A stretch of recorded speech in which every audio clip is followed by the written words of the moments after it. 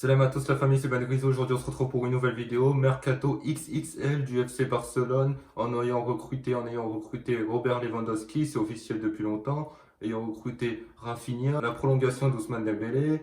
Ils ont recruté Franck Kessié au milieu de terrain. Ils vont peut-être faire Bernardo Silva. Apparemment Bernardo Silva se rapproche de plus en plus du FC Barcelone. En défense, hier ils ont recruté il y a quelques temps de cela Jules Koundé avec Christensen. C'est un mercato XXXL qui fait rêver sur le papier. Le Barça, clairement, sur le papier, l'année prochaine, ça va faire mal. Moi, je trouve que ça va faire mal, que ce soit en Liga ou en Ligue des Champions. Faudra quand même voir en Ligue des Champions, parce que en Ligue des Champions, tu peux vite te retrouver en difficulté face à des grosses équipes, que ce soit Manchester City, le Bayern. Ce sera intéressant, on verra les tirages au sort qui vont avoir lieu, je crois, au mois d'août ou fin août. Il y aura en Liga. La concurrence, elle est face au Real Madrid. Est-ce qu'ils vont pouvoir quand même choper la Liga? Parce que quand même, la Liga, passer devant le Real, ça va pas être si simple que ça. Mais moi, ce que je veux surtout souligner, moi je dis qu'il y a quand même un embouteillage quand même au Barça, que ce soit en attaque, au milieu de terrain. En défense, il n'y a pas trop d'embouteillage. Bon, en défense, ça va. Mais au milieu de terrain et en attaque, c'est l'embouteillage. Parce qu'en attaque, tu pars sur un 4-3-3. Parce que tu vas partir sur Ousmane Dembélé, Robert Lewandowski, Rafinha. Aubameyang, tu le mets sur le banc. Il y a Ansu Fati, tu le mets sur le banc. T'as Ferran Torres, tu le mets sur le banc. Depay, pour l'instant, il est encore au Barça, tu le mets sur le banc. Pour l'instant, le Barça, ils ont encore Memphis Depay, ils veulent le dégager dans quelques temps, ils veulent le dégager ce mercato-là. Mais clairement, en attaque, c'est l'embouteillage. Alors, est-ce que Aubameyang, moi, c'est ça je me pose la question, est-ce que Aubameyang, le mec, il arrive, titulaire au Barça, il plante des buts, et d'un seul coup, lui met Robert Lewandowski, est-ce qu'il va accepter d'être sur le banc? Parce que Aubameyang, il est condamné à être sur le banc. Je vois pas comment Aubameyang ne pourra pas être sur le banc avec le recrutement de Rafinha. Surtout, on pourrait se dire qu'Aubameyang pourrait aller sur un côté, mais t'as Rafinha et t'as Ousmane Dembélé qui prennent la place, donc tu peux pas mettre Aubameyang, on va dire, sur le côté, et Lewandowski qui est en pointe. Après, au milieu de terrain, t'as Busquets, t'as Gavi, t'as Pedri, t'as Franck Kessié, t'as Frankie de Jong qui veut absolument pas partir du Barça. Donc, et t'auras peut-être Bernardo Silva, ça va peut-être se faire Bernardo Silva. Donc là aussi, c'est un embouteillage aussi au Barça. Donc après, peut-être ils vont réussir à convaincre De Jong de partir à Manchester, où ils vont le forcer, il aura peut-être pas le choix, Frankie De Jong. Mais clairement, au milieu de terrain et en attaque, c'est l'embouteillage. Ce serait intéressant de voir comment le Barça va gérer En tout cas, ils ont un super banc. En tout cas, ils ont un super banc. Ils ont des super remplaçants. Mais attention, ils ont des joueurs qui veulent jouer. Des joueurs, il y a Aubameyang qui était à Arsenal, qui était un peu sur le banc. Il arrive au Barça, il est titulaire, et d'un seul coup, il revient sur le banc. Est-ce que ça va pas le pousser à quitter le club, à aller dans un autre club pour être titulaire? Ça, c'est une question qu'il faudra se poser. Après, niveau financier, là pour l'instant, le Barça dépense un peu sans compter, sans réfléchir. Alors c'est vrai qu'ils ont pris beaucoup de millions. Il y a Spotify, le contrat de Spotify qui leur a apporté au moins 240 millions. Le fait qu'ils ont changé le nom de leur stade, c'est plus le Camp Nou, c'est le Camp Nou Spotify, je sais pas quoi.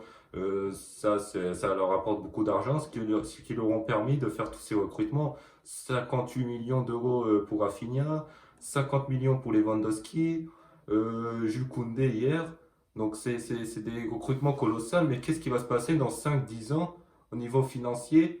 Si le Barça ne s'en sort pas sportivement, il y aura aussi des problèmes financiers parce que c'est un club quand même qui a été endetté, on a vu au mois de janvier, à plus d'1 milliard de dettes, et ils arrivent quand même à faire ces recrutements. J'ai l'impression que ça pourrait avoir quand même les recrutements qu'ils font sans vraiment faire attention, sans vraiment réfléchir à ce qu'ils font. Ça peut avoir des conséquences sur le long terme. Pour l'instant, ça va, mais qu'est-ce qui va se passer dans 5, 10, 15 ans? Même pas dans 5 ans, qu'est-ce qui peut se passer?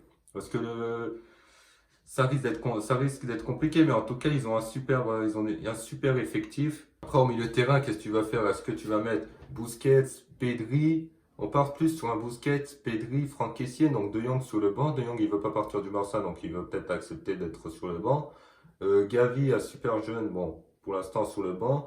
Tu auras aussi Bernardo Silva. Bernardo Silva, donc partirait peut-être si Bernardo Silva il est là, tu le mets titulaire dans Bernardo Silva, Busquets, Est-ce que Busquets, tu vas le mettre sous le banc? Ça va pas être facile parce que Busquets, c'est quand même une légende du Barça. C'est quand même un joueur, tu peux pas rapidement le mettre comme ça en claquant des doigts sous le banc. Ça reste Sergio Busquets, c'est comme en défense avec Gérard Piqué, tu auras la charnière centrale Araujo et Jules Koundé. Tu auras aussi Christensen qui sera, bon lui il sera sous le banc, je pense que lui sous le banc ce sera pas, peut-être pas un problème, mais Gérard Piqué certes il est souvent claqué, mais mettre aussi Gérard Piqué sur le banc, c'est comme Busquets, c'est pas, ça va peut-être, est-ce qu'il va accepter lui aussi d'être tout le temps sur le banc? Euh, il y a des points d'interrogation voilà, il y a des interrogations sur cet effectif. Et je me demande comment le Barça va gérer tout ça la saison prochaine. Ça va être intéressant de savoir ça. Mais en tout cas, ils auront une équipe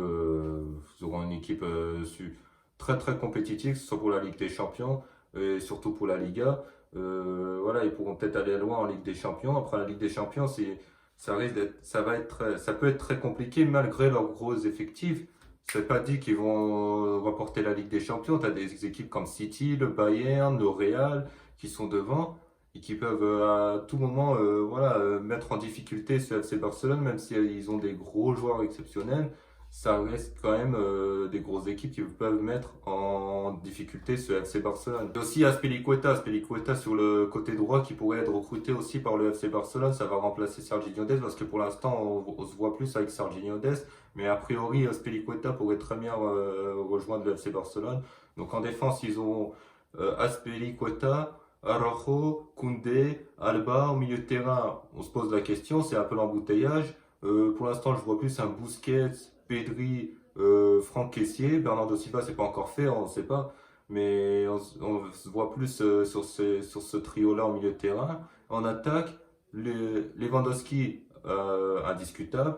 Dembélé, bah, avec ce qu'il a fait contre la Juventus, s'il est pas embêté avec ses blessures, c'est un titulaire indiscutable, donc tu pourrais pas le mettre sur le banc. Donc Dembélé, Lewandowski, et sur le côté gauche, Rafinha ou Aubameyang, mais moi je vois plus Rafinha. Rafinha plus que Aubameyang, donc là aussi c'est un peu l'embouteillage. Donc on va voir ce qui va se passer l'année prochaine. Et on parle souvent du Real Madrid aussi. D'ailleurs, le Real Madrid qui n'a pas fait beaucoup de recrutement, le Real Madrid qui a recruté uniquement Antonio Rudiger et Tchouaméni au milieu de terrain et Rudiger en défense centrale. Et on dit souvent que voilà, le Real Madrid ne recrute pas beaucoup, que ne met pas beaucoup la main à la poche. À mon sens, le Real Madrid n'a peut-être pas vraiment besoin de recruter autant de joueurs comme le FC Barcelone. Le FC Barcelone avait peut-être un besoin de recruter beaucoup de joueurs, beaucoup d'attaquants, de joueurs, etc., de milieu de terrain. Mais le Real, il y a quand même Alaba qui est déjà titulaire, Militao. Sur le côté gauche, bah, c'est la question, est-ce que tu auras David Alaba ou Ferland Mendy? Moi, je préfère Ferland Mendy. Donc, moi, je verrais plus Ferland Mendy sur le côté gauche avec David Alaba et Rudiger en défense centrale. Moi, je suis désolé, je mets Militao sur le banc. Surtout avec la passe qu'il a fait contre le Barça. Il a fait une passe dans l'axe qu'il a donné la balle à Rafinha. Rafinha, il a mis le ballon en pleine lucarne. Cette erreur-là, voilà, tu peux pas faire une erreur comme ça. Donc Militao, souvent, il est décevant. Il est souvent très très bon, mais souvent il fait des matchs éclatés. Je pense à celui contre Manchester City au match aller, le match contre le Barça où il fait une relance dans l'axe. Donc Militao, il me convainc moins que je suis moins convaincu par Militao que par Rudiger. Moi, je vois plus Alaba, Rudiger. Et sur le côté droit, on a Carvajal. Après, au milieu de terrain, on a Tchouaméni, Toni Kroos. Toni Kroos, je le vois plus sur le banc parce que Toni Kroos, il commence à vieillir. Donc, on a quand même un remplaçant. On a aussi Camavinga. On a déjà des joueurs qui sont déjà en place. En fait, on a Camavinga qui lui est sur le banc. On a Modric. Casemiro, et là, le recrutement qui a été fait, Tchouaméni, voilà, pour remplacer, pourquoi pas, Toni Kroos ou Casemiro dans la transition défensive. Après, en attaque, on a Benzema, Vinicius. Après, la question, c'est sur le côté droit. Est-ce que tu mets Asensio ou Rodrigo? Rodrigo, est-ce qu'il va s'intégrer? Est-ce que Rodrigo, il va mieux jouer sur le côté droit, c'est la saison prochaine que la saison dernière? Parce que la saison dernière, il a été exceptionnel quand il rentrait en jeu. Plus quand il rentre en jeu, regardez contre Manchester City, regardez contre Séville, il rentre en jeu, il marque. Contre Manchester City, il rentre en jeu, tête, doublé, il égalise contre City. Donc Plus lui, c'est un joueur qui peut rentrer en jeu, Rodrigo. Après, Asensio, il est pas souvent convaincant. Donc plus le Real pouvait peut-être se concentrer plus sur le côté droit de l'attaque, en recrutant, pourquoi pas, on pensait aussi à Serge Gnabry, lui c'est fini, il a prolongé avec le Bayern. On pensait peut-être à Sadio Mané, il est parti lui aussi au Bayern. Donc sur le côté droit, c'est un peu, voilà, le Real pensait plus à Kylian Mbappé, et puis Mbappé, voilà, a totalement retourné la situation, a prolongé avec le PSG. Donc du coup, là, ça devient compliqué. Il y avait aussi le plan B de Erling Haaland. Finalement, Erling Haaland est parti à City. Donc ça risque. Après, il y en a, je sais, qui peuvent dire, ouais, le recrutement du Real est assez décevant. Le recrutement du Real n'est pas comme celui du Barça. Oui, parce que le Real n'a pas non plus besoin de beaucoup de joueurs. Je rappelle qu'en 2017, Zidane avait refusé de faire un recrutement, avait décidé de faire zéro recrutement et au final, le Real gagne la Ligue des Champions. Donc en fait, le Real, que ce soit recrutement ou pas, c'est pas ce qui leur manque. Ils n'ont pas besoin franchement de recrutement. Vous voyez, ils n'ont pas besoin de recrutement. Franchement, ils ont recruté Rudiger, ils ont recruté Chouameni, voilà, pour remplacer Toni Kroos, les petites lacunes, et c'est tout. Il n'y a pas besoin de faire autant de recrutement côté Real Madrid. Après, il faudrait peut-être plus se concentrer sur un autre attaquant côté droit pour remplacer, pourquoi pas, Asensio ou Rodrigo. Parce que Rodrigo, est-ce qu'il va être toute la saison exceptionnel sur le côté droit en étant titulaire? Ça, c'est un point d'interrogation. Donc voilà, donc le Real n'a pas besoin. Et surtout, le problème de ce Real, c'est plus qu'elle est dépendante de Karim Benzema. On a vu sur le dernier match amical contre le club américain, c'est lui qui te. Enfin, c'est le Real de 2021-2022. C'est le Real qui fait son match et d'un seul coup, un éclair de génie de Karim Benzema, une remise et derrière Benzema qui enroule. Ça, c'est du Benzema. Ça prouve que malheureusement, le Real est dépendant d'un joueur de Karim Benzema. Et ça, c'est le problème du Real. C'est la dépendance Benzema. Donc voilà les gars, je pense qu'on a fait le tour sur le FC Barcelone et sur le Real Madrid. J'espère que vous avez apprécié cette vidéo. Si vous avez apprécié cette vidéo, bien sûr, on n'oublie pas, pouce bleu, on like, on commente, on partage, on s'abonne. Et sur ce, moi je vous dis à plus tard pour une prochaine vidéo.